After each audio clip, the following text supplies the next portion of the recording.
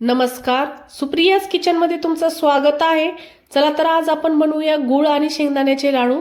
तर हे एकदम पौष्टिक आणि शरीरासाठी चांगले असणारे लाडू आहेत। तर हे बनवण्यासाठी जास्त वेळ लागत नाही, कोणत्याही तुपाचा किंवा पाकाचा इथे गरज पडत नाही। तर आता गॅसवर एक कढई ठेवून घेऊ आणि त्यामध्ये आता आपण 2 कप शेंगदाणे घालून घेणार आहोत। तर जवळजवळ अर्धा किलो शेंगदाण्याचा वापर आपण इथे केलेला आहे। आता आपण शेंगदाणे कमी गॅसवर एकदम खरपूस असे भाजून घ्यायचे आहेत। तर शेंगदाणे अजिबात फुल गॅसवर भाजायचे नाहीत। नंतर इथे अर्धा किलो गूळ घेतलेला आहे, तो आपण सुरीच्या सहाय्याने अशा प्रकारे कट करून घेणार आहोत। सर्व गूळ असाच कट करून घेऊया। तर बघा आपले शेंगदाणे आता भाजत भाजत आले आहेत। तर त्याच्यावर बघा थोडे थोडे डाग पडायला सुरुवात झाली आहे, पण शेंगदाणे अजून भाजलेले नाहीत। तर आता अजून आपण थोड्या वेळ शेंगदाणे भाजून घेऊया। शेंगदाणे चांगले फुटायला लागले आणि त्याच्यावर चांगले डाग उमटले की आपले शेंगदाणे भाजले असं समजायचं। तर शेंगदाणे सतत हलवत राहायचं आहे, करपू द्यायचे नाहीत। शेंगदाणे करपले तर आपल्या लाडूची चव बदलून जाते आणि चांगले लागत नाहीत।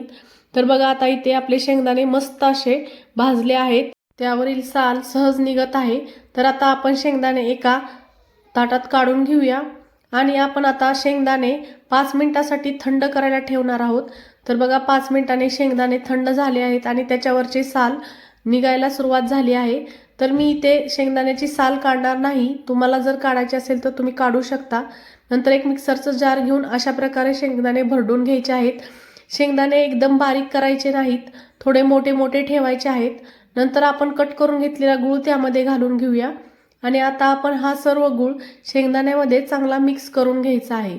तर गूळ चांगला शेंगदाण्यामध्ये मिक्स झाला की आता आपण मिक्सरचा जार घेऊया आणि त्यामध्ये 2 वेळा आपण हे वाटण वाटून घेणार आहोत, एकदाच वाटायचं नाही।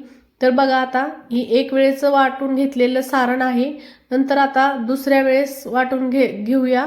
तर बघा हे 2 वेळा वाटून झालेलं आहे। तर अशा प्रकारे आपलं हे सारण तयार झालेलं आहे।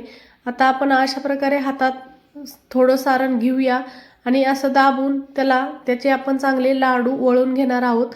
तर बघा अशा प्रकारे आपण लाडू तयार करून घेणार आहोत।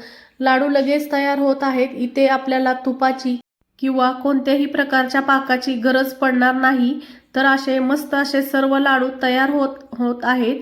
तर ही रेसिपी तुम्हाला कशी वाटली ही मला कमेंटमध्ये नक्की कळवा आणि सुप्रियाज किचनला सबस्क्राईब करायला विसरू नका।